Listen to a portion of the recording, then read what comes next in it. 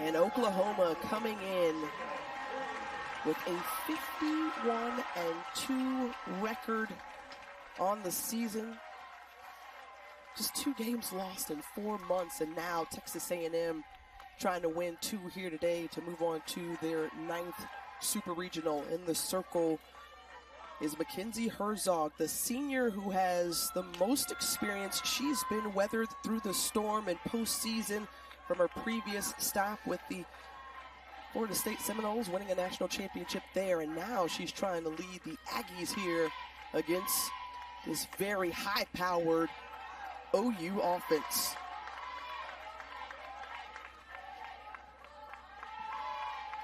See the deep breaths. Every single one of these athletes understanding the weight of this game.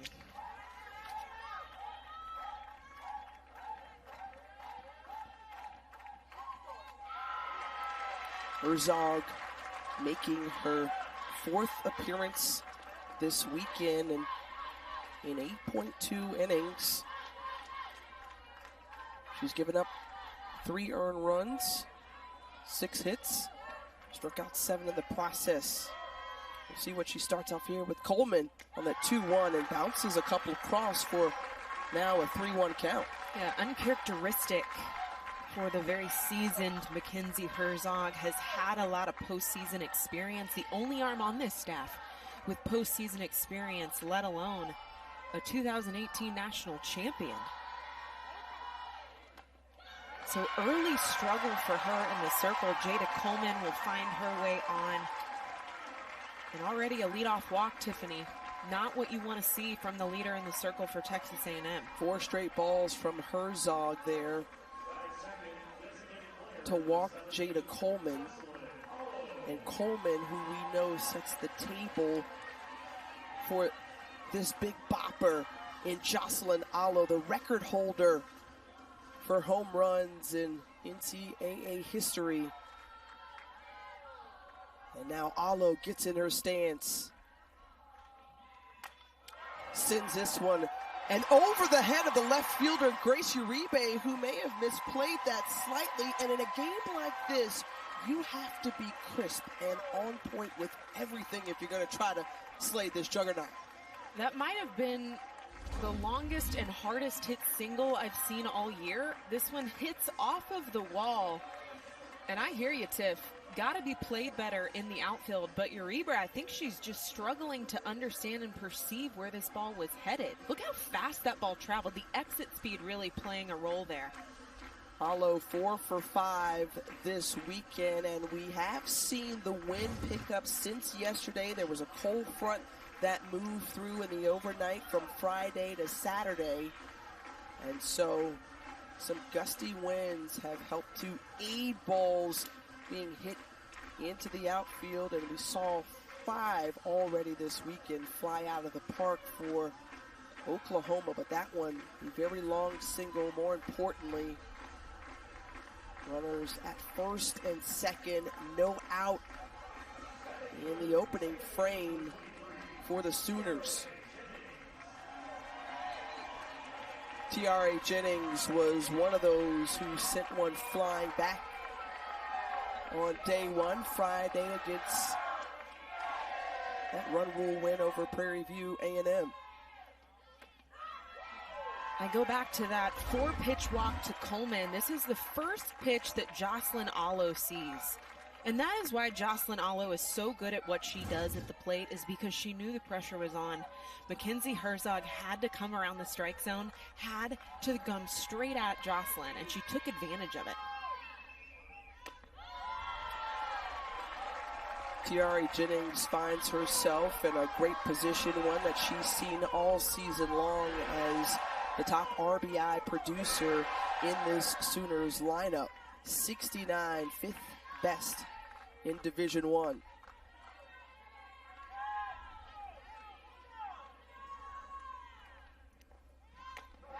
Waiting on that one, and that's in for a strike from Herzog. Wow. Right now, Herzog just, first off, trying to throw strikes. She comes in with a changeup and a 2-0 count.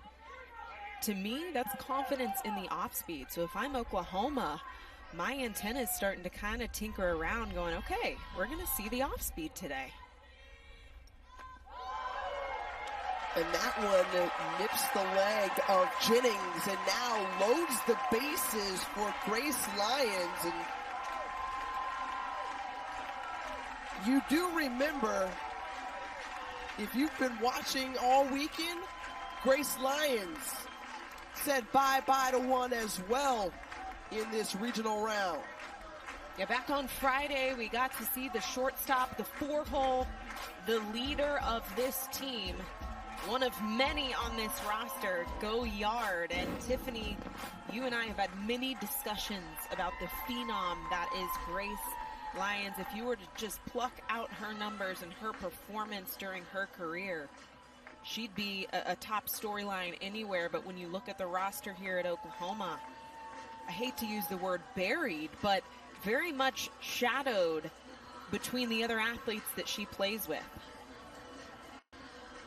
Well, Grace Lyons, who has received all types of compliments from the legendary and Hall of Fame coach Patty Gasso for her wonderful glove work in the field at shortstop, but also her numbers offensively this season equally as impressive. One of 4 in the lineup hitting above 400.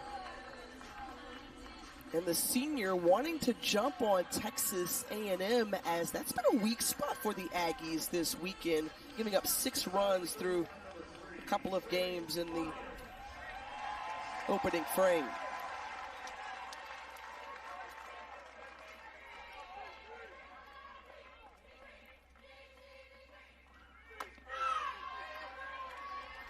Placing that one in there for a strike. Just 4 strikes thrown so far out of the 11 pitches for Mackenzie Herzog.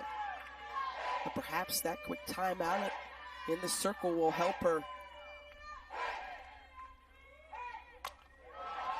This one lifted high into the sky, into left center field. And Caden Baker is there, but the RBI sac fly was deep enough for Jada Coleman to come home and score the first run for OU.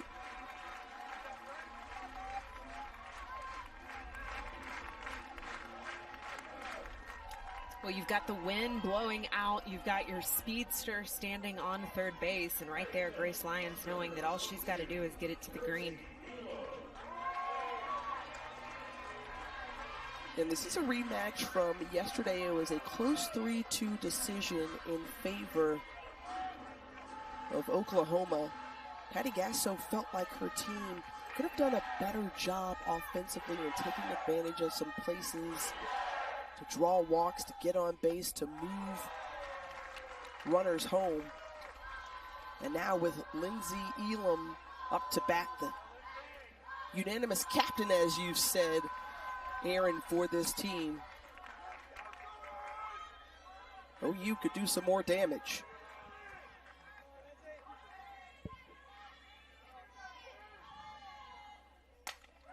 And she does so right there. Hits this one sharply into the left center gap. The stand-up double brings home Jocelyn Allo, and it's 2-0 OU.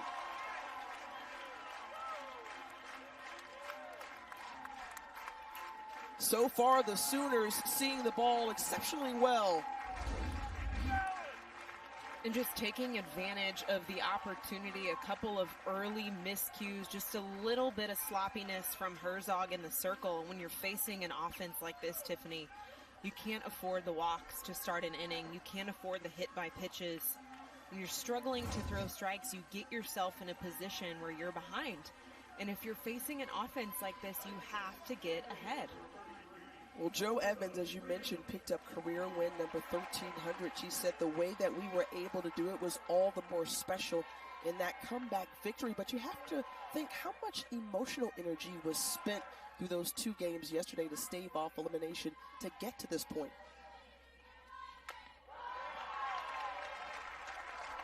And Herzog was a hero yesterday. We saw the big double off the bat from Mackenzie. She came in and was clutch for them in the circle. Her changeup stellar.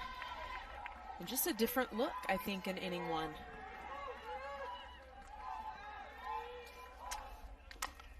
Alyssa Brito now swinging away, the 6-hole hitter. And Brito, who has been a nice addition to this ball club, coming over from Oregon out of the Pac-12, earning all-conference honors in the Big 12.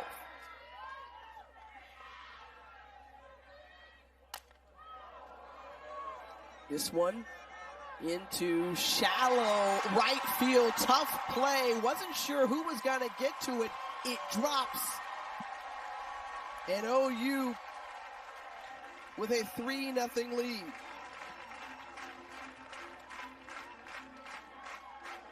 We talked about the wind and how when balls get caught up in there, and Rylan Wiggins and the right fielder weren't exactly sure who's going to get to it.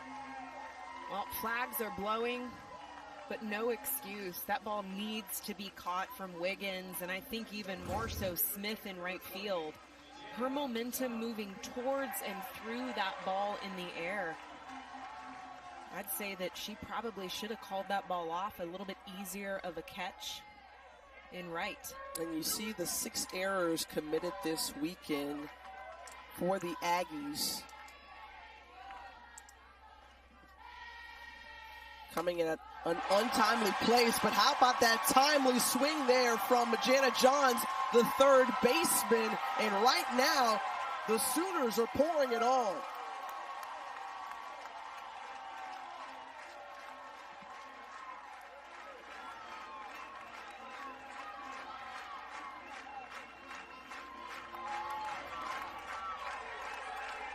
And an interesting set of moments after that Jana Johns RBI base hit as Mackenzie Herzog just walks off the field, leaving the circle and into the dugout. So without even a call from the dugout or a coach's meeting, Mackenzie Herzog sees herself off the dirt. Immediately after the hit. Obviously, emotions running high right now, but let's take another look at it. After the double, she just exits.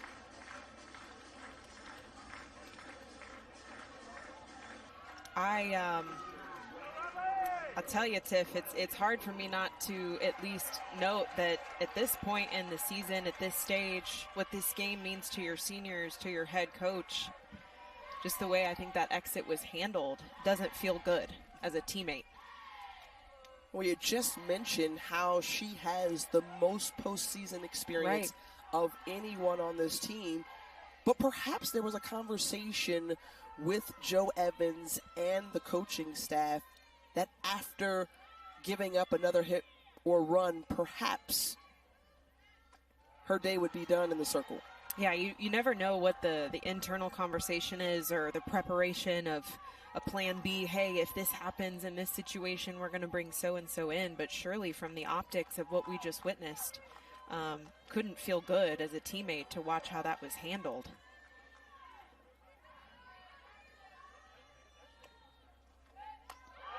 And we got a lot of ball game left. I mean, we are in the top of the first inning. There is a lot of game left to be played. We saw them come back with a 6-run inning against Minnesota. You know, when you think about this opportunity, you can't ever wave a white flag. Well, some defensive changes. So Katie Dack, the freshman, behind the plate. Off the wild pitch, Jana Johns moves 60 feet closer.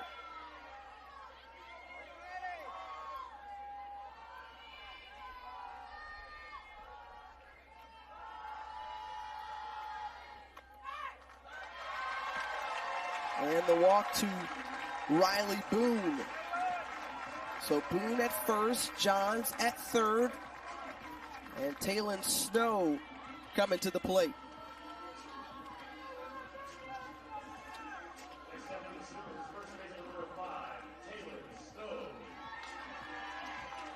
Only one out on the board, and you just start to feel for these athletes on the field, trying to search for another out, try and put pressure on the Bleeding so that they can get back in their dugout and take matters into their own hands at the plate.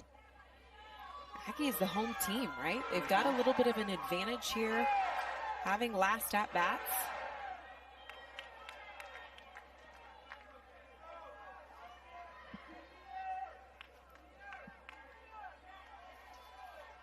Taylon Snow, the fifth-year senior for this group, still searching for her first hit of the weekend.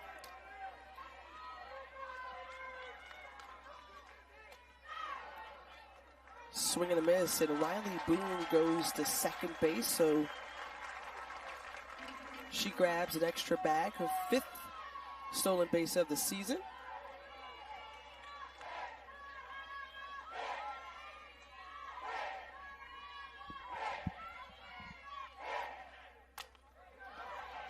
Over to the second baseman. They concede the run, and the RBI ground out makes it 6-0. We saw this yesterday in their game against A&M. OU batting around the first time through the order in the first frame. Much of the same here. Well, you look at 1 through 9 and how many free opportunities were awarded. They're already facing one of the best offenses in the country, but a walk, a hit by pitch, an error, another walk.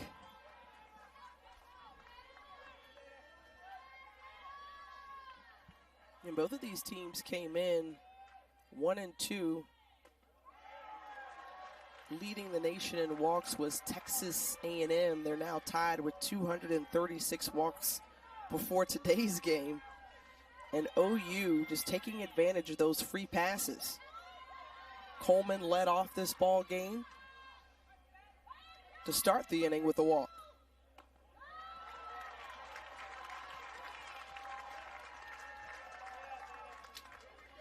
And this is what they've done all season long to opponents.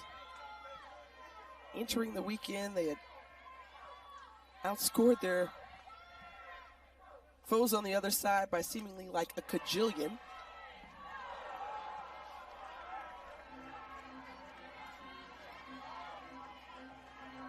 And now Shaylee Ackerman trying to get out Jada Coleman. 2 balls, 2 strikes, and 2 outs.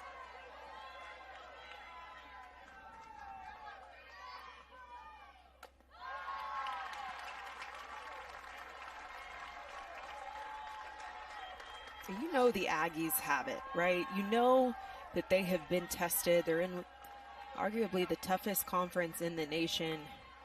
Huge series win, first in history against Alabama. And Coleman continues her hot hitting on the weekend. 4 RBI for Jada Coleman. She's 5 of 6 this weekend.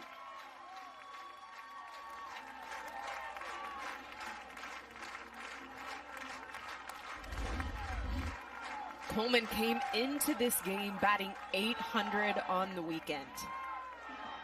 So scrappy, so passionate at the plate. Had a chance to talk with her in a post-game interview about what this game meant. And she said, it's everything. Everything that we've gone through comes to this moment. It comes through in the way she plays the game. She's passionate, she's animated, and that's why Coach Gasso has her at the top of this order. You can rally behind that energy.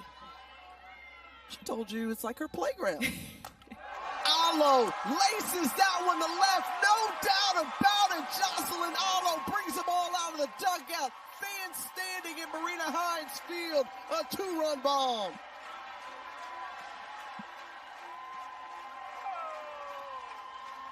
#27th of the season, and making it tougher and tougher for anybody coming after her to catch the NCAA home run queen. You can't miss that sweet to a hitter like Jocelyn Allo. So smooth, silky, effortless. I mean, this is what she does best on this stage. This is what she's known for. She will rise to the occasion every single time. 6 home runs hit over now this weekend, and 131 for the team this season. That's a nation's best, and JT Gasso certainly excited about Alo, and so is Mr. OU. Look at that hat. The oversized hat. I think he took that off the head of Boomer or Sooner, one of the mascots. It's a good-looking hat. And I've been told he's a local celebrity around these parts. Every sporting event, he is out and about.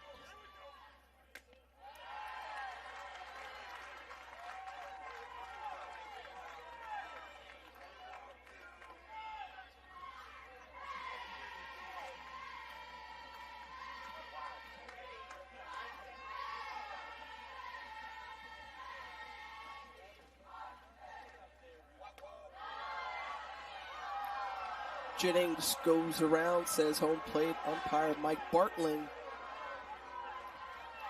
And now the count even.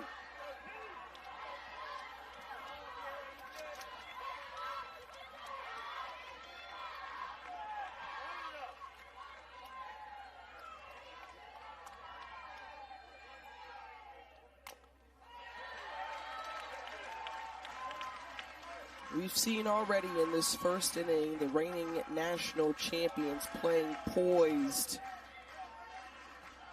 confident, strong, seeking their 12th straight super regional appearance.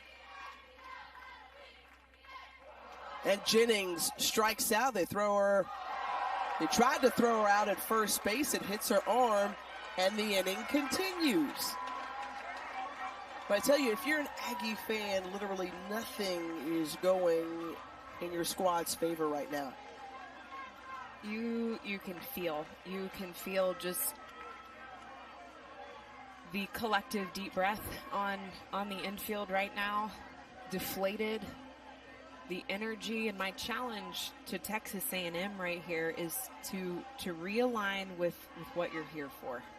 More than anything, bigger picture. All season long, you've worked for this moment. And if you look at what you had to do last night, the feat that they had last night against Minnesota, a 6-run inning to win that ball game, they've got it in the tank. They can do this. They've been battle tested all year long. They've had the experience. They've had the historical success in College Station. They've got to take it one pitch at a time. There is so much ball game left. Well, they're going to review that last play, but I want to add to that point, Aaron, because A&M was 1-19 entering last night's game against Minnesota. They were 1-19 after trailing after 5 innings. They hung 6 in the 6th.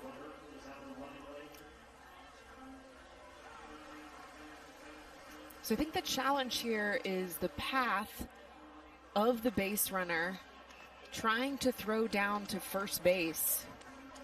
I think you could argue on both sides of that. I mean, working with the command center and the brains for a replay. They rule Tiare Jennings safe at first base. The call is upheld.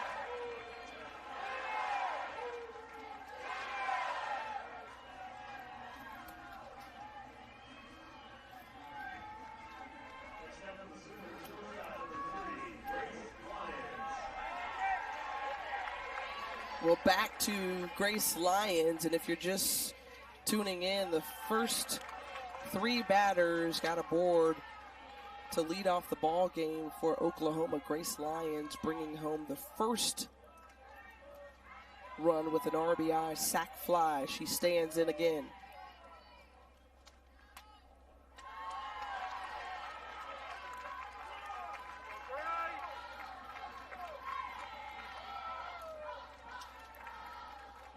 We've talked about the history between these two teams, and thus far, Oklahoma has just had the number. They've met 5 in the last 10 years in this regional round.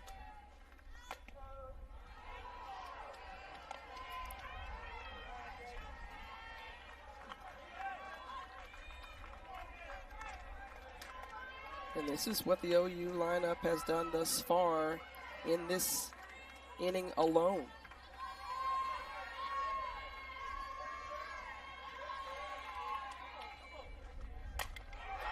Lions underneath the glove of Trinity Cannon at third error of this inning.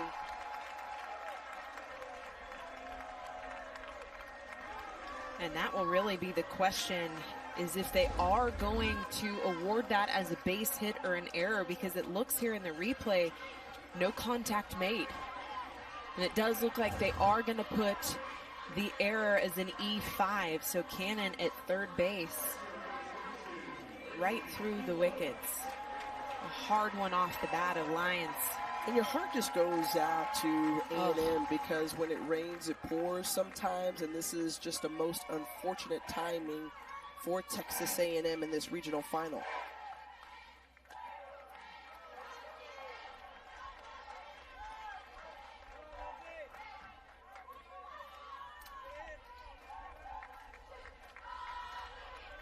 And it's worth mentioning that, you know, again, Texas A&M played Oklahoma very tough yesterday, saw 3 different pitchers in the circle, kind of kept them off balance. Hard to figure out at times. Today it's a different story as Lindsey Elam lines it to left field in a great grab by Grace Uribe to end the inning for this Aggies group. 500 on the weekend for Woolley, and she was 3 for 4 yesterday in that comeback win against Minnesota.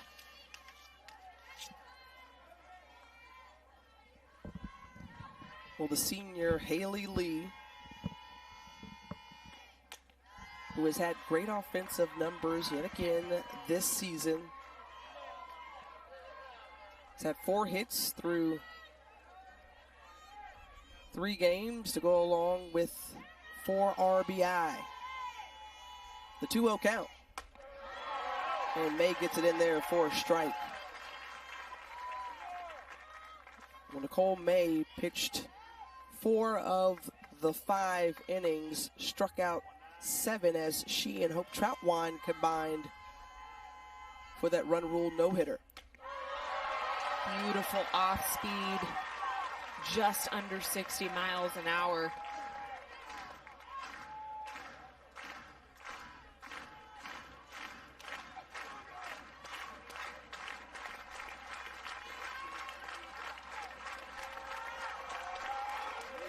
And getting Haley Lee to go down swinging. That was part of the conversation from this pitching staff yesterday, knowing just how good of a hitter Haley Lee is. I love the location of this pitch. She came up belt high with the strike number 2 on the changeup, and then she comes back with the off speed again, but this time it's like mid-shin. Not sure what's being discussed here, but Joe Evans having a word, and it looks heated. Oh, I think, okay, now I'm getting a better idea. Elam behind the plate selling that as a tip and catch, but you can see the dirt fly. That ball absolutely hitting the ground. Yeah, definitely a one-hop into the glove. I believe that is what's going to be challenged here for review. But it's got to be indisputable.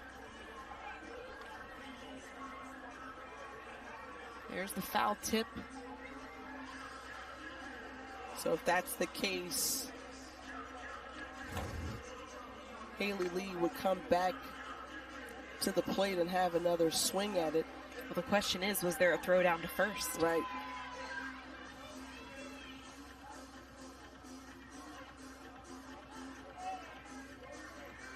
So they are saying no review. That she is indeed out.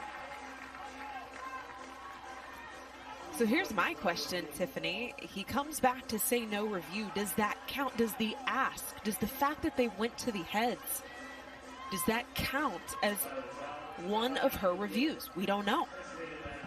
We're going to find that out. Well, that was one of the things among the many that you cannot review. Because the idea of potentially placing the runner, things like that, so that's not reviewable in this situation. But again, a move though by Joe Evans, a very smart head coach who's been at it for a long time. So again, maybe trying to find little moments or points or peaks for her team to get going as Katie Dack swings through that one. She's quickly down 0-2. Well, what you just saw from Coach Evans is a clear indication that she still has fight left. She is going to fight for this team and hopefully showing that, hey, I need you guys to fight with me. I'm still in this. Every pitch still counts. Every out still counts. And if that's something that they can rally behind, open the floodgates. There's a lot of ball game left. One of the winningest coaches in all of Division I. We talked about win number 1,300. Just 8 other coaches have eclipsed that number. One on the other side of the dugout, and Patty Gasso as Katie Dack goes down swinging. Back-to-back strikeouts to start off for Nicole May.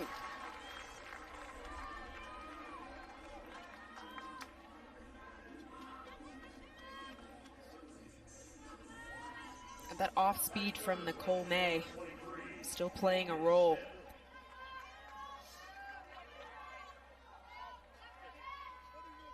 The lefty, Morgan Smith.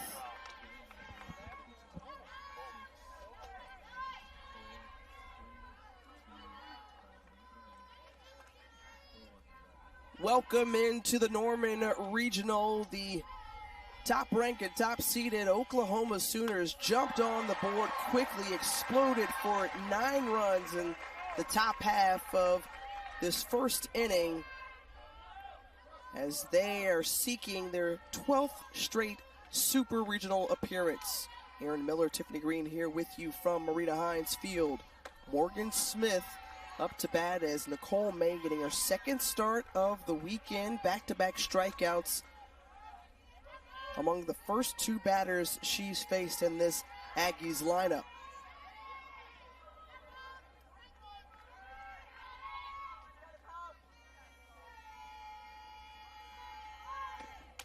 Well, we haven't had a chance to talk much about this because of the offensive production we've seen from Oklahoma.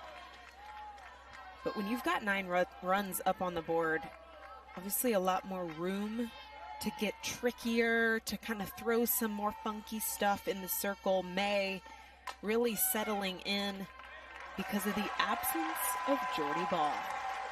Not pitching this weekend, no problem for OU. 1-2-3 inning for May.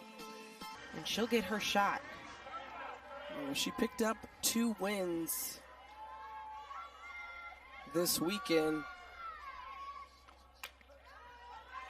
And now Kennedy will get her chance. And we talked before just about how, you know, the A&M pitchers did a nice job of mixing it up yesterday. And, you know, you went from change-ups to 70-mile-per-hour fastballs and trying to get that timing right for those OU batters. Yeah, they had 7 hits and came out to win the ball game, but it wasn't what we saw today. From what we, you know, the difference between yesterday and today is stark.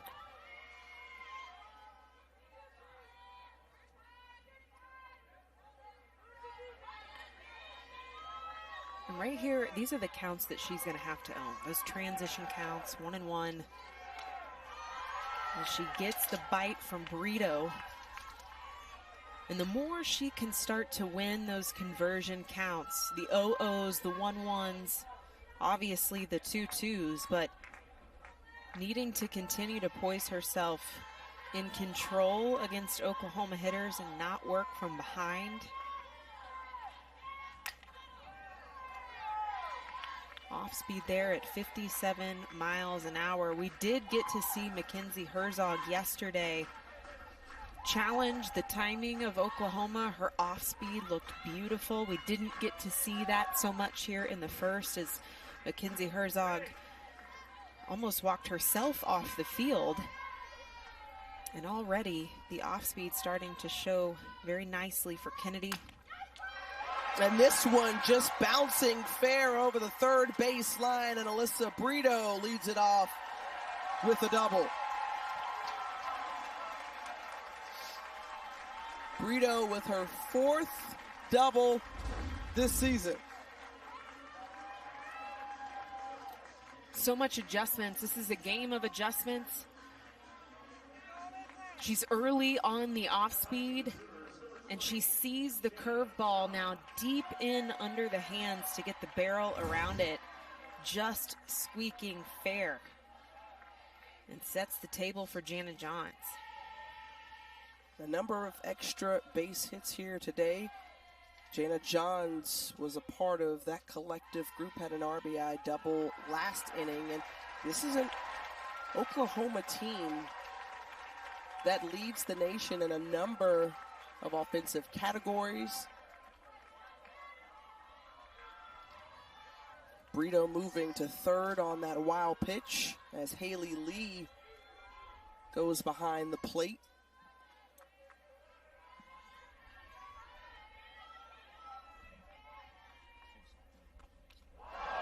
And that one hits John, so she will take first base and runners at the corners.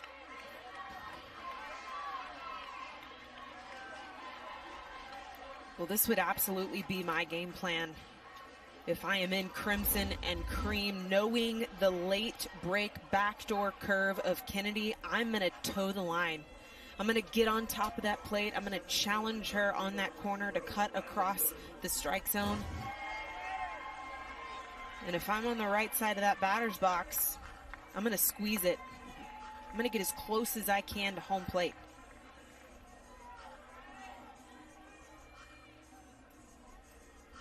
The southpaw facing the lefty Riley Boone now at the plate.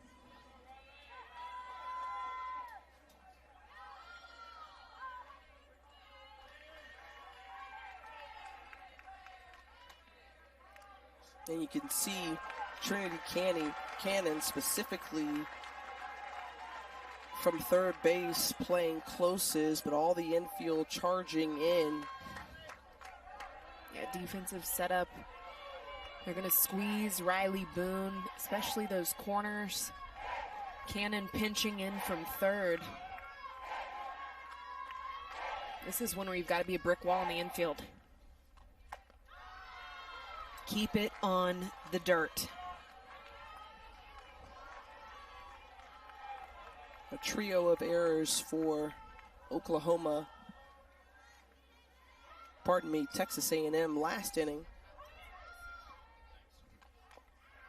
And trying to use that dirt as Riley Boone fouls it off.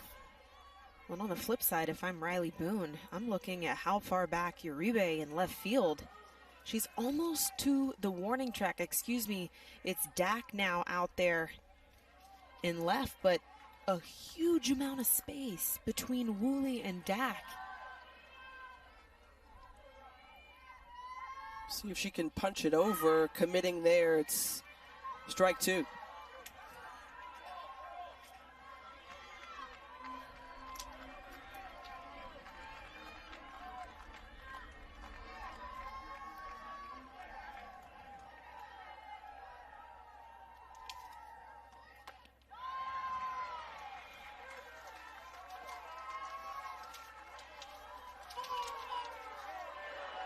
Kennedy finding herself in a full count situation. The payoff. Up behind home plate and foul.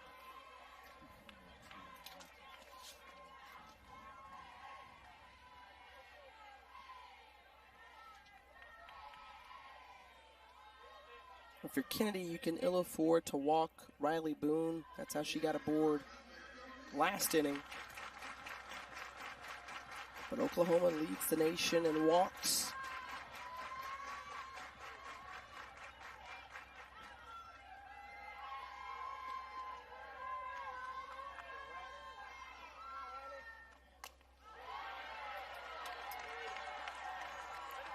See that one coming in at 71 miles per hour, but Boone fighting up there and protecting the plate. This will be a big one for Kennedy. A good battle with a full count.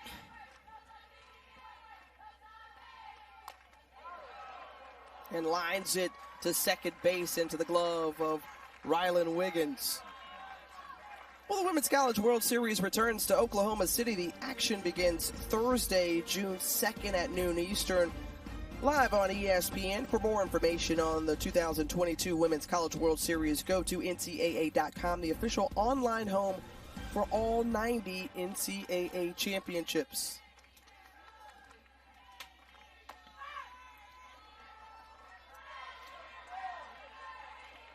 Aaron, we've already seen one team punch their ticket to the Super Regional round, and Clemson making their first ever appearance there in that very young program. Oklahoma trying to join them.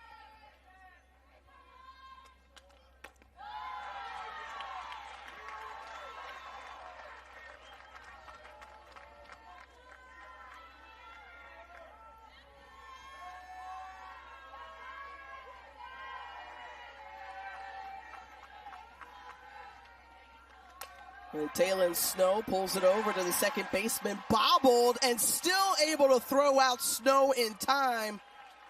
But credit Snow with her second RBI ground out of the game. Rinse and repeat.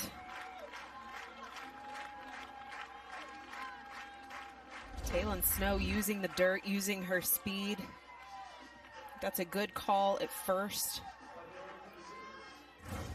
You can feel the pressure on A&M's defense. We've now seen 3 errors for the Aggies, and all coming from the infield.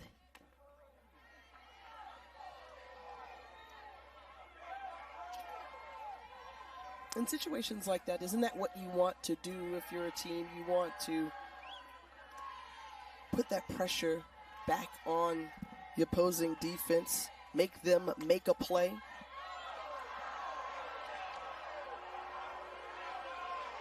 Not happy with that call are the Sooner fans. Jada Coleman not happy either. That one up and away for an 0-2 count. This would be a huge break for Kennedy if she can slam the door shut here for the leadoff. And she does. Gets the strikeout. Ball Malone over there making some noise in Orlando.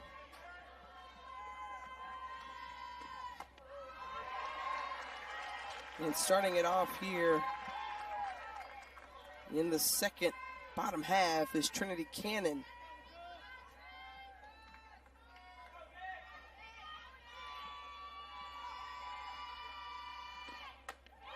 Cannon searching for some of the offense that she saw throughout the season. Just one hit on the weekend. Finds herself trailing in this count.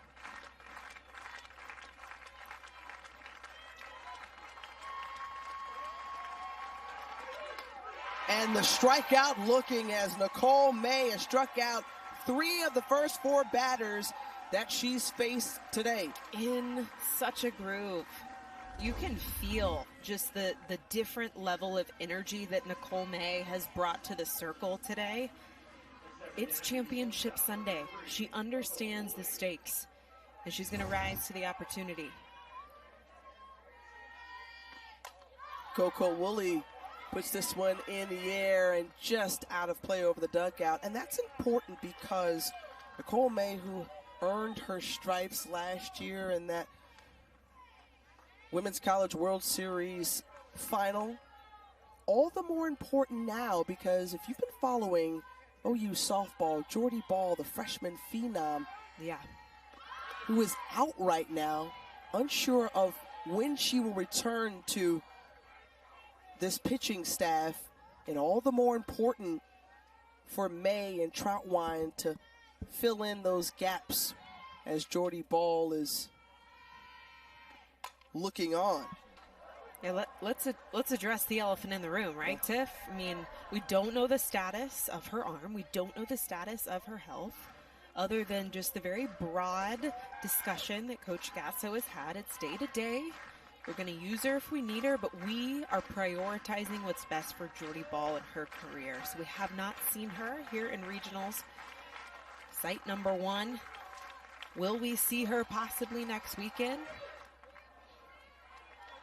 But I think what you're witnessing is a young woman in the circle of Nicole May saying, I got you, girl.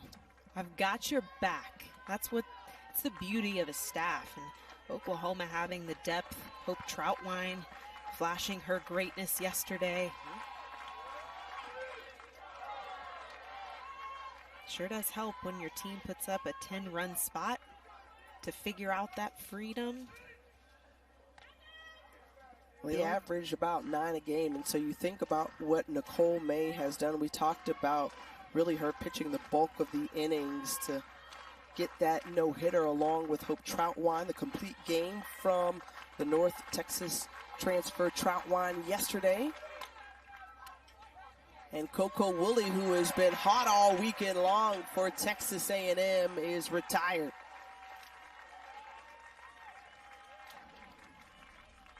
So you have the nation's best ERA coming into the weekend at .81, but you also have a defense who has just played so cleanly throughout the season. They have been spotless on the weekend. Rylan Wiggins, first pitch swinging. High fly ball in the infield, and Tiare Jennings is there. Another 3 up, 3 down inning for May.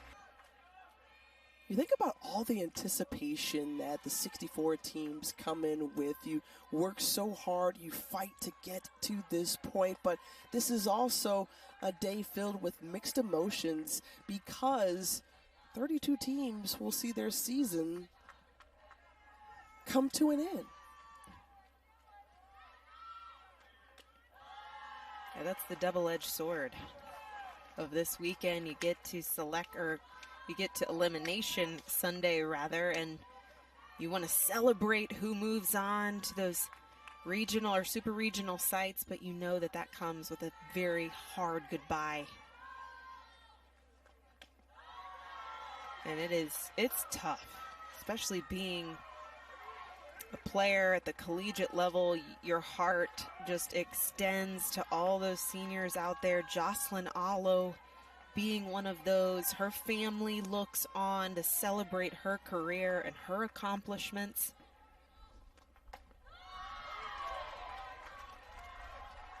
Here's Dad. Check out that shirt. Custom made. That's right. That's Levi. He was like, nothing best for my baby. Nothing but the best for my baby. So Levi has an awesome personality. It's just been fun getting to know the Allo family and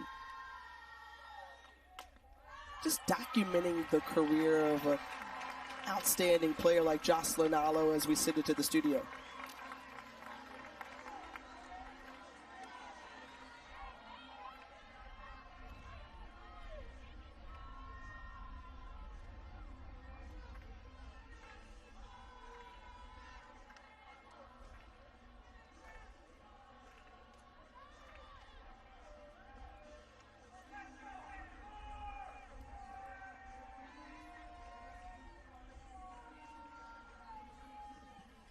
Very interesting to see how things will play out here on Championship Sunday. But I think about a team like Arkansas earning that number 4 national seed, highest in program history, the way they went through the SEC, winning every series. And they have got a very complete team as well. Courtney Deifel has done an outstanding job in Fayetteville. Can't say enough about Courtney Deifel, what she's done with the Razorbacks. I mean, just year over year has continued to grow and raise the bar. And Texas A&M took a win from them. You can't sweep that under the rug because in SEC play, every win matters. Every single win matters, and that was late in SEC conference play. They got to stick that win in the back pocket, build off of it as they look towards postseason. And they were able to win that one earlier this month, coming from behind, winning in extra innings. And obviously they're hoping to summon some of that same magic here to force a Game 7, but a huge hole they have to dig themselves out of. And one way that they can aid themselves is kind of just trying to get through this inning and others without giving up any more runs and seeing OU extend that lead. And that's really it, is just buying time, right? Creating and carving out room for your offense to get their bearings at the plate, to really put some pressure on the OU defense. And I think Kennedy has done a fantastic job since stepping in, the lefty freshman. Only giving up a run back in the second. And Hannah Core, the pinch runner, sliding back to first base. Core, one of the freshmen in this program, looking to build on the legacy of the 5-time national champion Sooners as Tiare Jennings sees the strike. And if you're an Aggie fan, that's really what you want to celebrate. You look at the future of this program. Think about how far the Aggies have come. Davis Diamond, right? This beautiful field. Feels like a minor league park. Punch through the 5-6 hold here at Marina Hines Field, and Tiare Jennings with the single and saying, I'm just going to go ahead and advance to second on the throw. Both runners in scoring position. I think you talk about, yes, Davis Diamond, which was built back in 2018 and really put all the softball world on notice that this is the standard that you need to build to. 26 million plus poured into that, and now Love's Field is coming to Norman. How about that? In 2024. They're about to break ground this summer. Here is what makes my heart just explode, is that a corporate entity has stepped up, right? Naming rights. I mean, you do not see that in collegiate athletics, let alone a female program. That, to me, is busting through some serious ceilings, and I look forward to see the sport of softball follow suit. Can't wait to step into Love Stadium. A lot of exciting things planned. Grace Lyons tattoos that one into left. Another run comes across. And you think about the largest philanthropic gift toward a female-specific sport in OU athletics history. That is huge, but it signals to say, hey, we're stepping up. Right. Others follow suit. Yes. Completely agree. When I first heard that announcement, I'll be honest with you, my first thought wasn't even just Oklahoma. My softball heart said the softball nation just got a big win. That was a big win for the sport of softball, and it creates a standard and an expectation of what's to come. And you have to credit both of these coaches. Yes. Patty Gasso here at Oklahoma, Joe Evans doing it in College Station. First, they're stalwarts. They've stayed at their posts for nearly 3 decades, and they have fought to help grow the sport and gain the recognition. And obviously the success has come with it too, but the fact that they have used their voice. Yes. I love Joe Evans' take on that. She said, look, that stadium was a hill I was willing to die on. I would fight until my last day until we had that field. And she got it.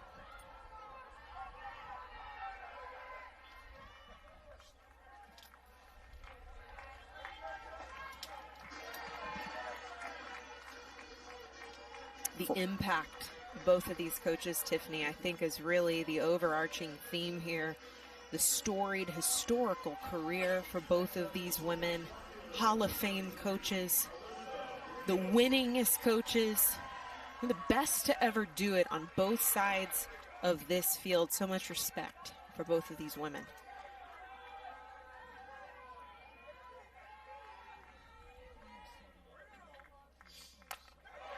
And Alyssa Brito says, no doubt about it, it's leaving the park.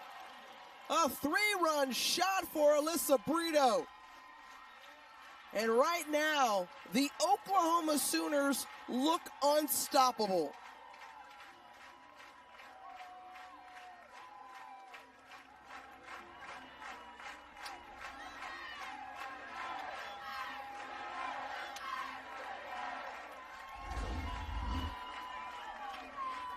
Brito's really been on fire. You think about this lineup, over 6 athletes with double-digit home runs. That was the 14th of Brito's career, a transfer coming from Oregon, slipping on that OU uniform, and has not let off the gas pedal since. And you just think, maybe how will they fly out of the park at Love's Field in a couple years? Here's a curtain call. Just a dominant offense for Oklahoma this season. We've seen the video game-like numbers that they have put up. And you're getting a chance to witness it here, unfortunately at the expense of Texas A&M in this regional round, and this is not the way the Aggies saw their season potentially ending. It's hard for my heart not to just hurt for the Aggies right now. Because you know this team is better than what they're showing. You know that they're sharper than what they've put together on the field today.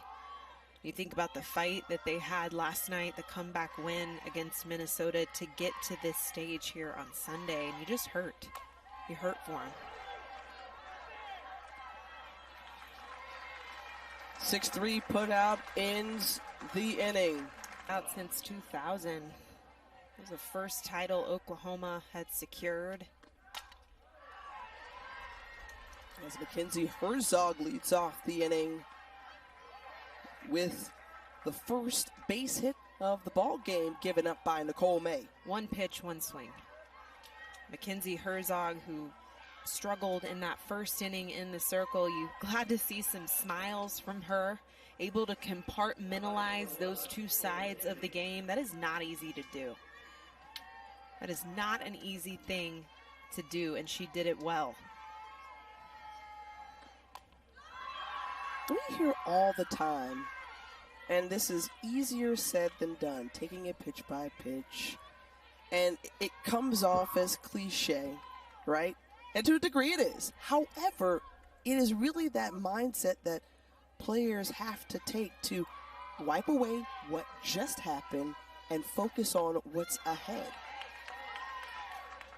Well, back to the conversation I brought up yesterday about games within the game. If you chop up the Goliath ahead of you, right? And you think about, okay, how can I create a tiny win here to create a bigger win and then a bigger win? As Emily Kennedy strikes out for the 4th K of the day for Nicole May. Nicole May continuing to be in control. She's been excellent up until the 3rd here, just in flow. Love the competitiveness, even of her misses. She doesn't miss wide.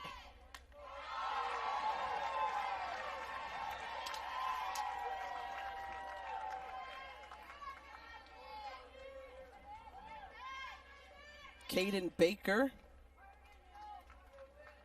the freshman, getting her first opportunity to face off against May.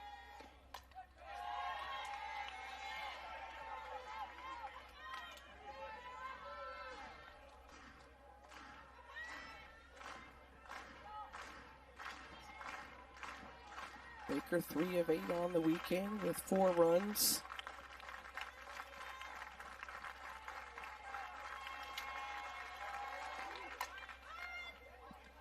The grounder over to Snow at first.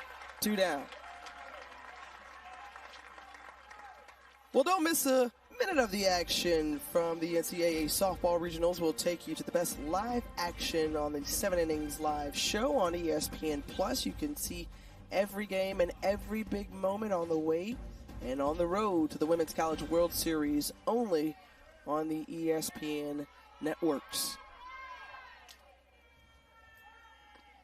I've been tuning in before and after our games, just watching our great studio crew take us to all the wonderful action. Did you see what happened last night in Tempe in that game between Cal State Fullerton and San Diego State? How about the Aztecs coming back to win, and they'll have to win twice today to take on Arizona State and try to make it to the super regional round. But a number of big names, former Bruins on that staff, led by their head coach, Stacey Nuveman Diniz. And how about Rachel Garcia?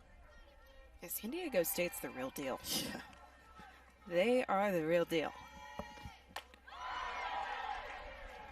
An outstanding pitcher as well on their staff, as back to the top of the order with Haley Lee.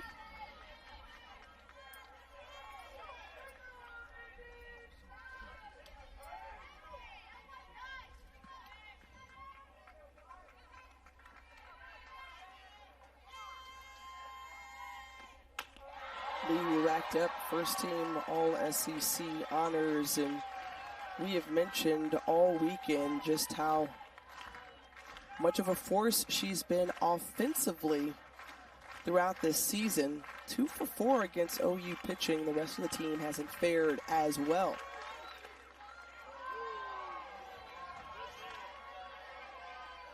And interestingly enough, that's a culmination of all of the teams that have seen OU pitching this weekend. Prairie View and A&M once before included. And Lee goes down swinging. And Joe Evans is at the top of the list for me. 20 consecutive NCAA appearances for Evans and the Aggies, 22nd overall. And you think what she did at an alma mater, Utah, taking the Utes to a couple of Women's College World Series, and has been there a few times with the group at Texas A&M.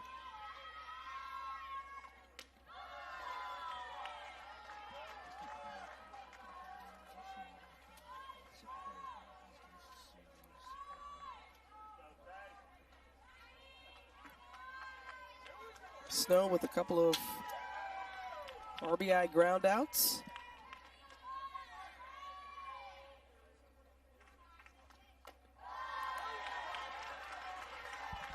And really, you take away that first inning when they ballooned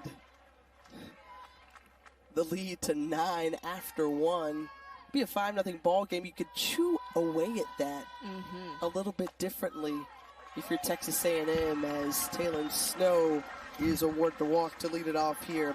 Well, later tonight, it's ESPN Sunday Night Baseball with the Yankees currently holding MLB's best record, hosting the White Sox in the Bronx. Also available on ESPN Deportes and ESPN Radio. Coverage begins at 6 p.m. Eastern, starting with baseball tonight, and a number of parallels and comparisons that you could draw between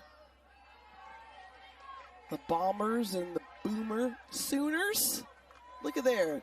Talk about best record in the MLB. How about the best record in college softball in Oklahoma, and the home run production that we have seen, both of them ranking first in their respective leagues. I love that comparison. But +1 in the home run category. Great job by our graphics operator and crew and everybody who helped to dig out that little nugget. That was a good one. Mm-hmm.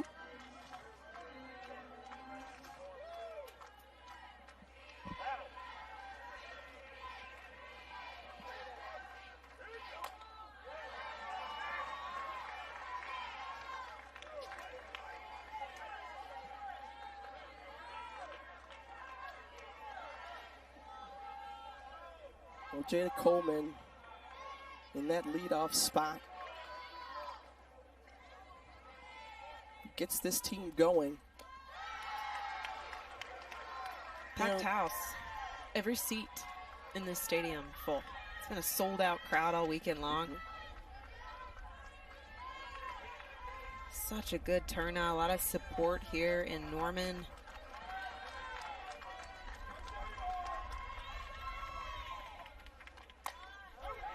And Coleman pulls it. The range from Wiggins over at short, and she's retired.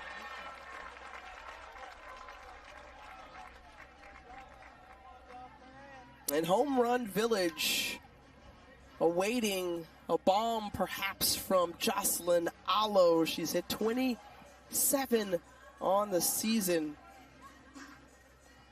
They had a couple out there yesterday. Mm-hmm. A lot of amazing fans, a lot of families out there, which I love. The youth of our sport gets to come out and enjoy this atmosphere. It's very hard to get a ticket into the stadium. So the fact that we can offer a little bit extra out there for our fans to come out. Softball fans, they travel well. We've gotten to see the Prairie View A&M fans come out, their families, friends supporting their NCAA bid. Obviously, Texas A&M traveling deep here as they compete here on Championship Sunday. So the fact that we can keep the party going outside of the park, fun to watch. How about the Golden Gophers got a little bit of Minnesota May weather here yesterday. It was in the low 60s. And Jocelyn Allo, a player who has come through this Oklahoma Sooner program and put her stamp, her mark, and is certainly leaving her legacy cemented intact. She's had this continuous home run record assault. She broke it earlier this year in front of family and friends in her home state of Hawaii.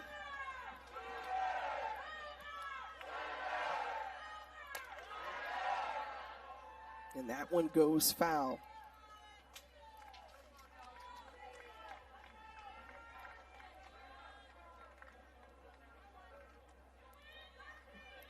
And Allo, he's one of those players who's not selfish. Yeah, she has that home run record. But she had tears of joy when Taria Coleman hit her first career home run Friday night. Forgot about that. Yeah, the pinch hit homer by Taria Coleman, and the celebration. You can see the selflessness out of Allo. Listen to the studio with a quick update.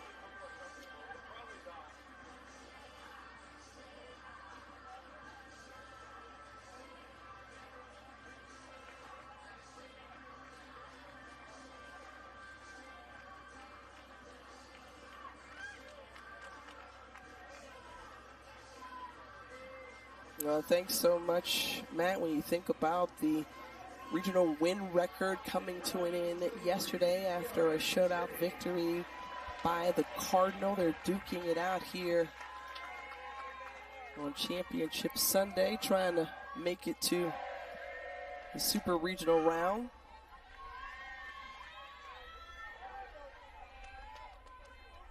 Patrick Murphy and his crew winning the first ever title for the SEC back in 2012, and now this 2022 version of the Tide. Trying to piece it together at the right time. They slipped up a little bit at the end of the season. We talked about A&M's success over them during conference play.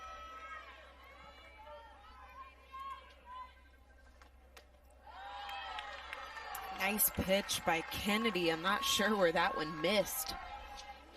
But back to those conversion counts, that would have taken her ahead in the count against Jennings, but didn't get the call.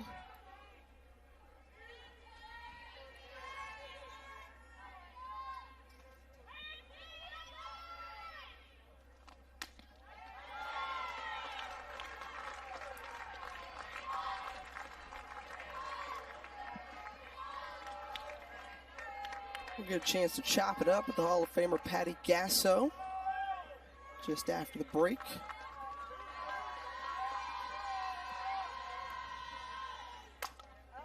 Gasso has really seen her team respond well after that loss to Oklahoma State in the Big 12 championship. She always talks about the way the team has been able to bounce back, whether it's off of the 2 losses that they've seen this season or even within practice. They've gotten stronger and stronger, and boy, have they responded in a big way this weekend. Tiare Jennings lays into that one, and a wonderful catch once more by a fan. And it's been bombs away this weekend for Oklahoma. Second home run of the weekend for Tiare Jennings. Last year's National Freshman of the Year has held her own since coming in to this OU program. It's hard to believe the amount of home runs this team has put up. 6 athletes in this starting order, double-digit bombs. That's the 24th of her season. Tiare Jennings sending this one deep. My goodness. Think about that 2-3 punch there between Jocelyn Alo and Tiare Jennings. Kennedy just doing the best she can to challenge these hitters. This has happened multiple times throughout the season, but 133 total home runs for the Sooners. It's quite impressive what they've been able to do, but if you're Emily Goodenville, Georgia, proud to see her enter the game.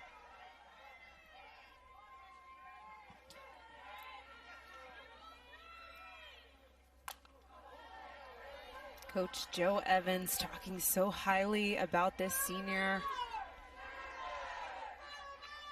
Her commitment, her contribution to Texas A&M, involved in the community, her impact on this team. It's hard. It's hard for me not to get emotional watching these seniors. And I'll be honest, it's hard for me to watch this for Texas A&M. I know that this team is better than what they're showing. And I hurt for them. I hurt for these young women. Because I know the weight of the moment, and it's a lot to carry.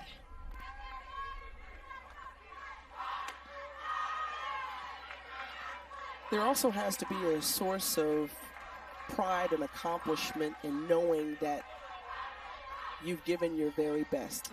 While you didn't necessarily have the showing you wanted to have today, everything that you put in throughout the years to get to this moment does mean something. It means a lot because it also prepares you for the next phase of life. Well, and I can tell you from knowing a lot of alumni that have come through Texas A&M, there is such a respect and such a pride in being an Aggie and wearing this uniform, and the tradition of leaving those cleats on the field where you've emptied the tank, you've given every ounce of your heart and your love and your effort to this university and this program. I mean, it literally gives me chills in the booth just thinking about Joe Evans and her impact on the athletes that she's coached. We had a chance to talk with her about her legacy, and she never once mentioned the wins, the rings, even the stadium. She said, it's about my girls. She is so committed. Gymnastics, golf, tennis, now looking as they approach a national championship game. A lot going on across campus. Yeah, I saw that they faced off against Texas A&M in women's tennis this weekend and were able to notch a victory. How about the Corley sisters handling business on the court?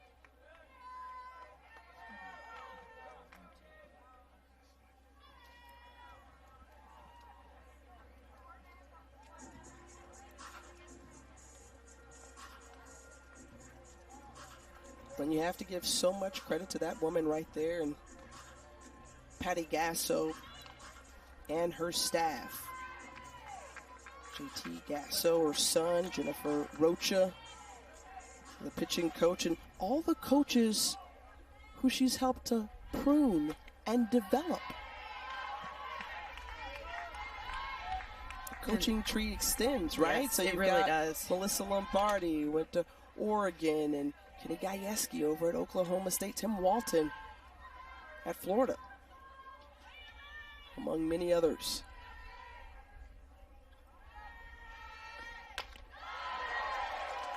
I think you could argue that point for both of these coaches, having been in the game for almost 3 decades.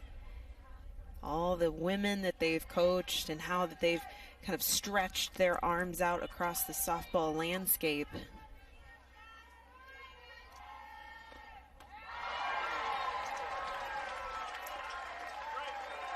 Changing it up there on Katie Dack, count even now.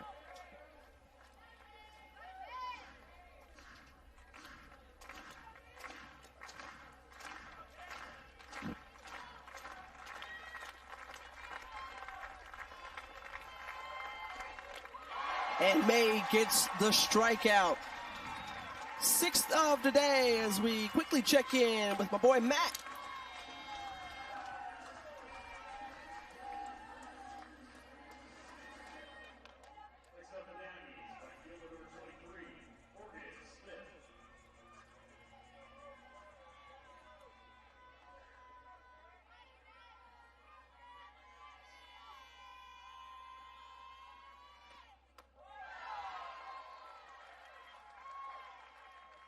Well navigated there on that highlight and what was a crazy play.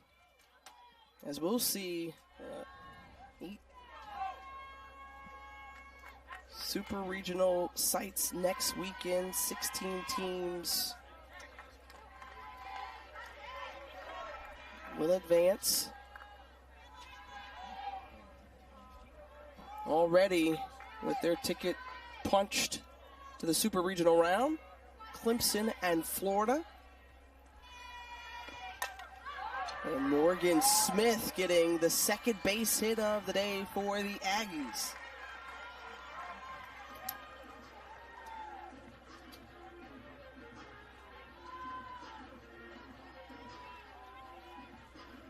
Smith, a senior who will likely return, but you talked about the rich history of Texas A&M. We heard Coach talk about Sharonda McDonald. Oh, yeah. And how she was a program changer. Our very own Amanda Scarborough, Megan Gibson. Jamie Loprise, Rachel Fox. Yeah. Had a chance to text with them a little bit earlier. And how about Tori Vidalis? Yes, on air, on the headset. We love to hear her. She's doing a fantastic job. And all of those women that you just mentioned still deeply involved in the sport of softball. And both Joe Evans and Coach Gasso talking about that being the biggest win. When you see women that you used to coach continuing to grow the sport of softball, the ultimate compliment. Trinity Cannon over the second, the 6-4-3 double play for the Sooner defense. And I always have to point that out because Sue Enquist did it with UCLA. The Hall of Fame coach Mike Candrea, who recently retired, did it as well.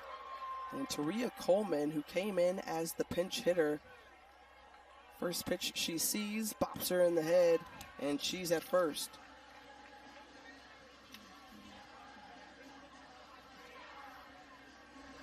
But you hear players talk about it all the time, how difficult it is to defend your title and to do it in consecutive years. Because everyone's eyeing you down, and they're going to give you their absolute best shot each game.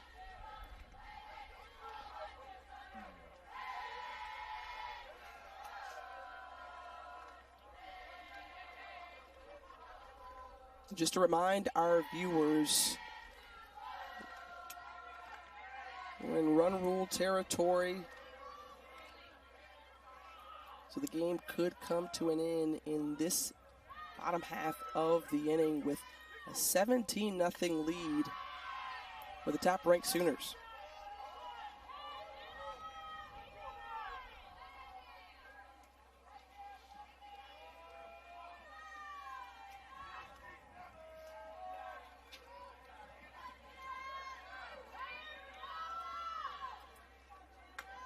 And as OU tries to start this quest to do it again here in the postseason, how do they win it again?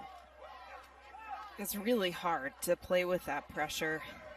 It's a big target on the back. They've had that #1 seed all year long, had the #1 ranking all year long.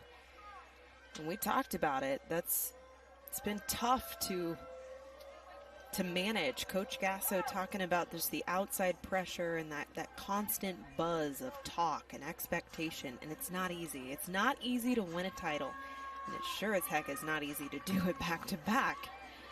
She's done it once. She's navigated these waters once. So to keep that bubble tight, keep them loose, and take the pressure off of these young women.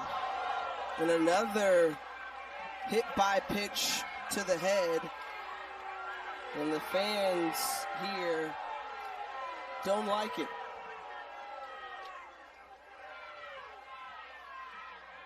I don't like the reaction from the fans, if I'm being honest. This is not purposeful.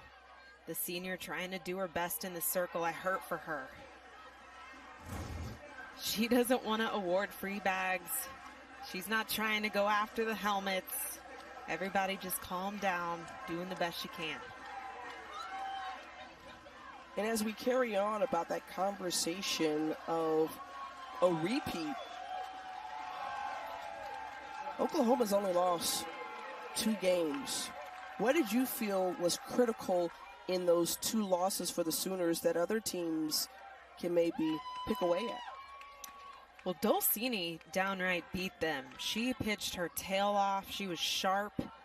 And Texas brought their best ball during that W. And same Maxie at OSU. The lefty just pitched well. But they learned a lot. You know, you learn a lot more from a loss than you do for a win. And so I think the perspective for Oklahoma to say almost thank you. Thank you for allowing us to take away some valuable lessons as we gear up for the road ahead. We've heard that perspective, and talking to Coach Gasso, she said we bounced back quick. We took those losses, we built off of them, and we made no excuses. Texas and OSU, they beat us. They beat us. It's a reminder that this team is human. They are human, even with the numbers that you see. They're beatable.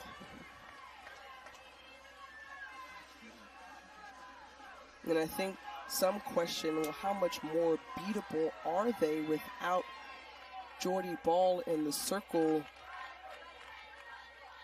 as it's still uncertain if we will see her in the postseason. We didn't get a chance to see her this weekend.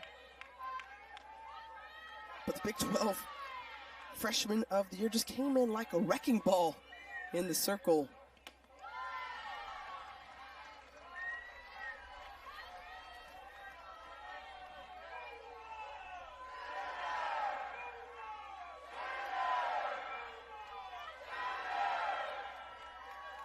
She looks on as Grace Green, the pinch hitter, at the plate.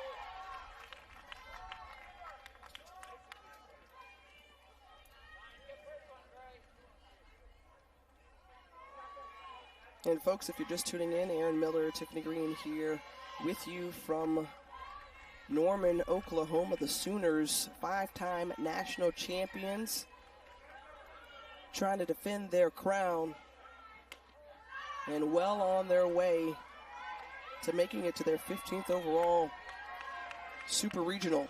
They came out like gangbusters to start this game and have yet to let their foot off the gas.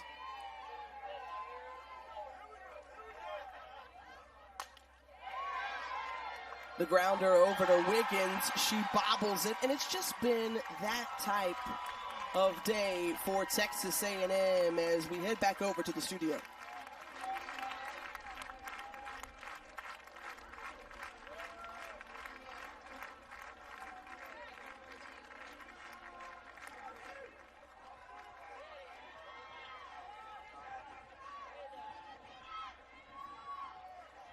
Well, yeah, you just think about KB Sides and what she's done in her first season with Arkansas, and is just added to a stacked roster and been an outstanding addition and an impactful transfer when you look around the college softball landscape. Jada Coleman hits this one into the gap, off the wall. And what a weekend for Jada Coleman.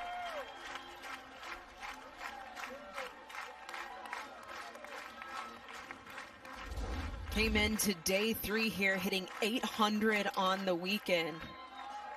I can't say enough good things about this athlete as a young woman, as a player. The way she approaches this game, this is her playground. She said it yesterday. Plays the game with a lot of fun and passion. She's just a joy to watch.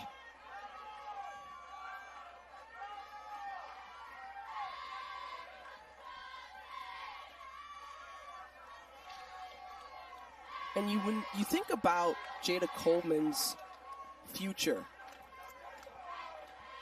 you also have to take into mind that several of the All-Americans that have come through this program have to feel mighty secure that the program is in great hands. The Lauren Chamberlains, who we saw yesterday, Kehlani Ricketts,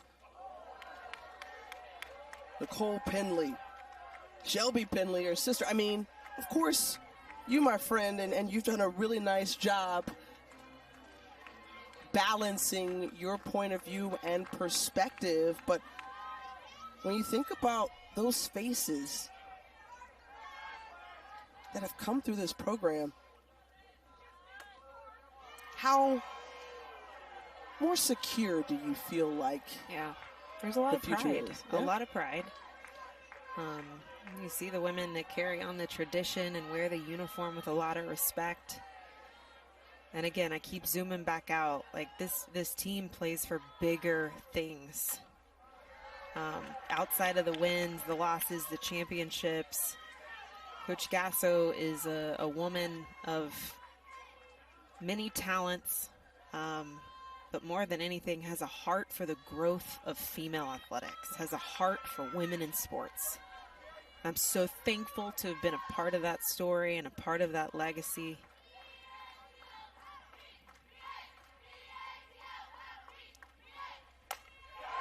Alo!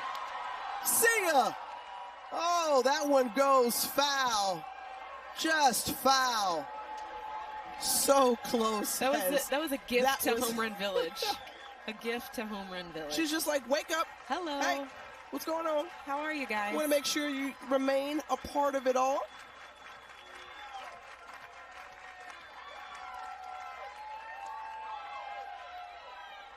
Dad Levi was like, oh man, I was hoping for number 2 today. Sends this one into the opposite field. It drops. And now Oklahoma approaching 21 wins. 21 runs rather. That's the most that they have put up this season. It was against Texas Tech during conference play.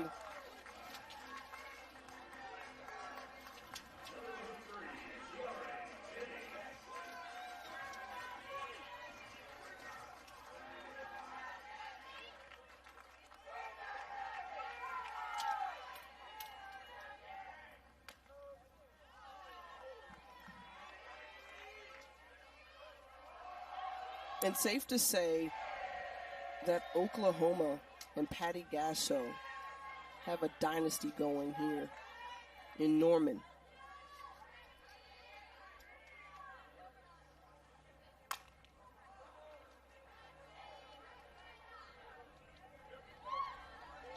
It's good to see a little smile from Kayla Pointer in the circle. A lone senior that's going to be graduating this year and moving on to the next chapter of life. And the fact that she gets to have the ball in the hand right here.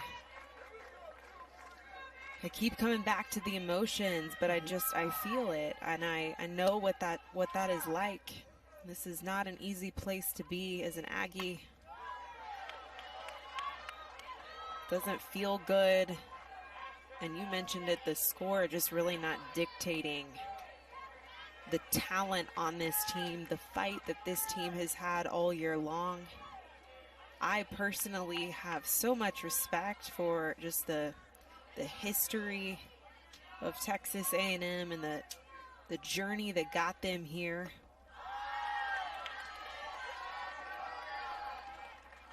And truly led by one of the best.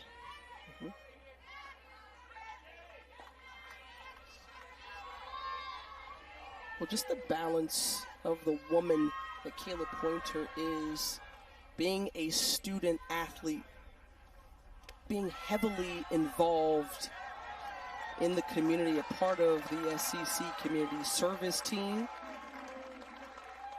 She wants to be a teacher after this is all done, so she spent a lot of time with a reading program, volunteering at local elementary schools, reading books to students. Was a part of a student-run food drive throughout the country and locally with the food bank. That's the beauty in the platform of athletics, is you get those opportunities to give and love on others, and I don't think anybody represents that better than Kayla Pointer, the senior who will be exiting this program.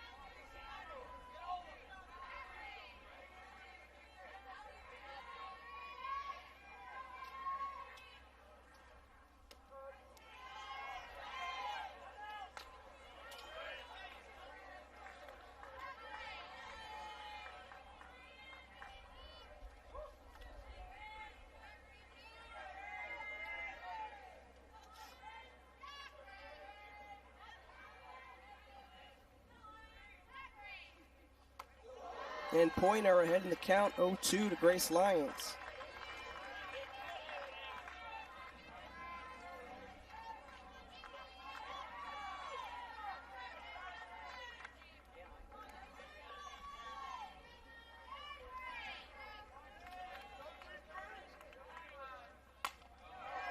And what a catch by Shaylee Ackerman to end the inning today, and it has been top to bottom. Truly, you have to continue to tip your cap to Coach JT Gasso and what he's done with this program since stepping in 2016.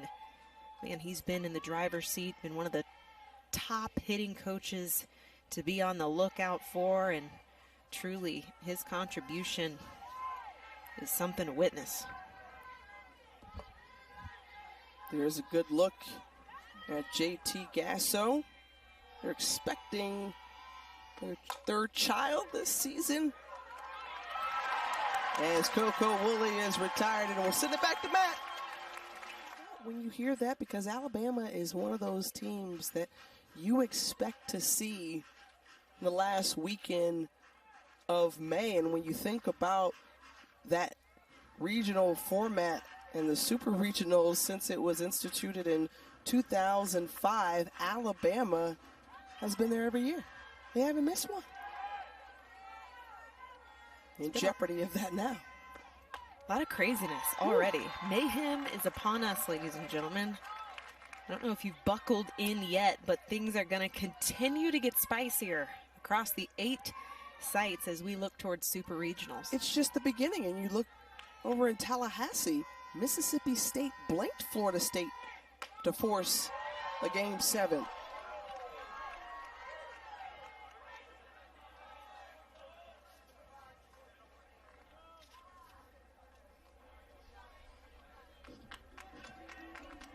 And Patty Gasso coming to the circle, bringing her infield together. We were talking about JT and his wife were expecting their third child. Now, we learned earlier this week that they won a championship. You learned. Okay, yeah. So I learned. And so they stamped their second child with the name Champ. So we said, well, is it the first? Their first child, Joseph Champ Gasso. So this was in 2016.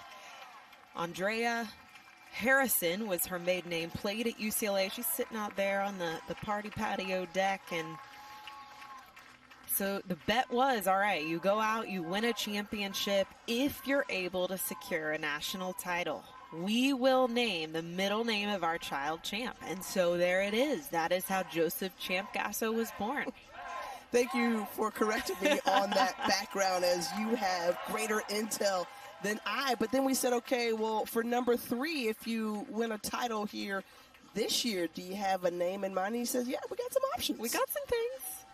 Even Coach Gasso, Patty Gasso, talking about, okay, maybe we need to dangle that carrot in front of this team. They can have some naming rights here for our third born.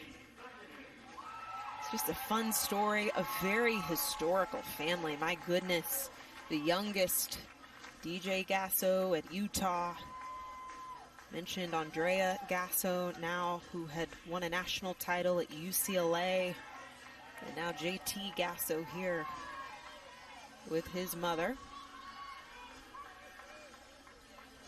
What a family affair. I love it. All involved around softball and pouring into this program. As Boomer just having a lot of fun here at Marina Hines Field, a sold-out crowd in this regional final. Macy McAdoo making her 4th appearance of the season from Tuttle, Oklahoma. You know what's in Tuttle? It's the home of Brahms. Brahms ice cream. Come on. How do you know about Brahms? That's my question. Oh, when you travel out, girl, you're speaking my language. Oklahoma in this area, this region, you got to know about Brahms. It is. It's a staple. It's an Okie staple.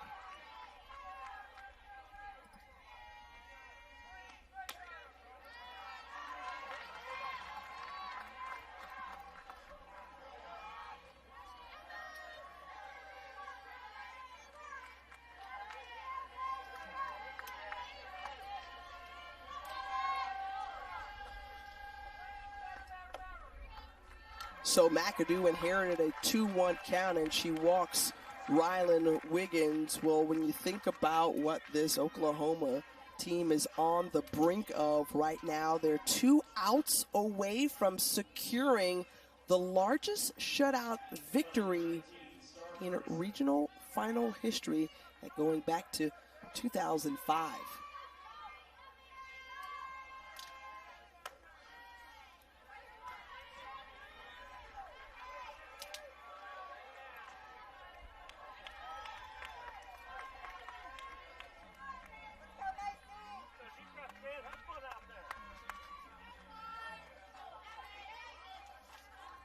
Star Ferguson in as the pinch hitter.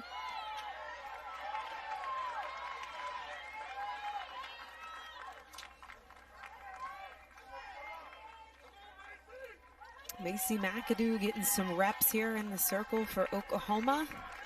A junior from the right side. Yet another one on the staff here for the Sooners that they will need deep in this postseason.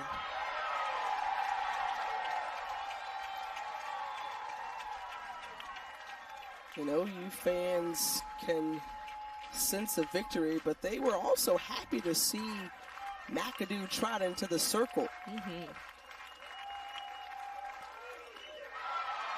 Got to give it up, though, to Nicole May and the job that she's done all weekend long, stepping into the starting role 2 of the 3 games. Her numbers here today. Only 2 hits allowed and no runs given up. Here's McAdoo, and Ferguson chops it and it's ruled foul.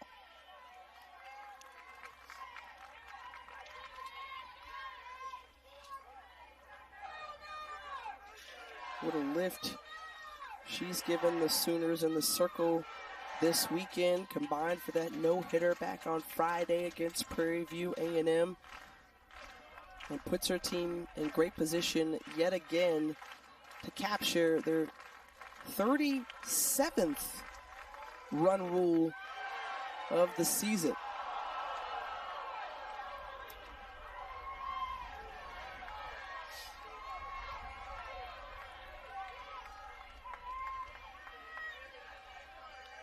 Nobody's done that more times in NCAA history.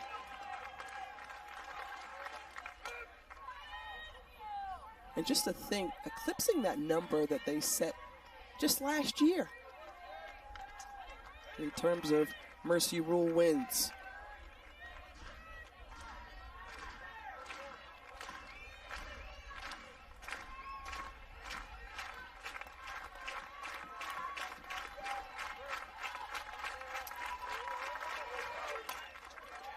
On the ground to Lyons, flips it over, and it's safe at first play. Already seen one double play turn. That was nearly another, but Ferguson legging it out. Ferguson able to leg it out at first. Such a close play, a beautiful attempt by the Oklahoma defense. But Ferguson's efforts towards first now award the opportunity to the lone senior to step into the box to get her opportunity at the plate. Kayla Pointer, who we've seen battle it out in the circle for Texas A&M, just a huge contributor to this program, revered by her coaches.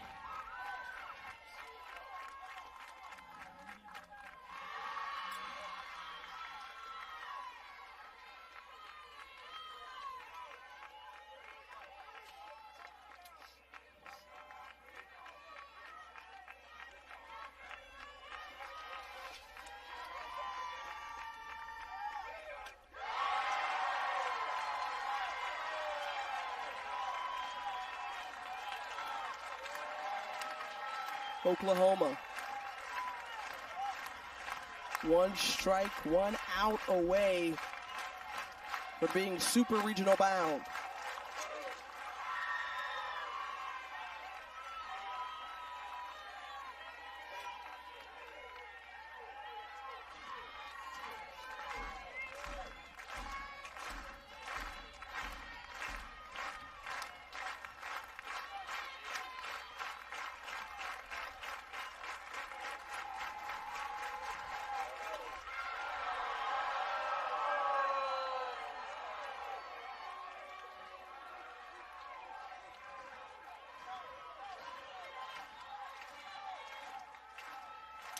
Fans can sense it here.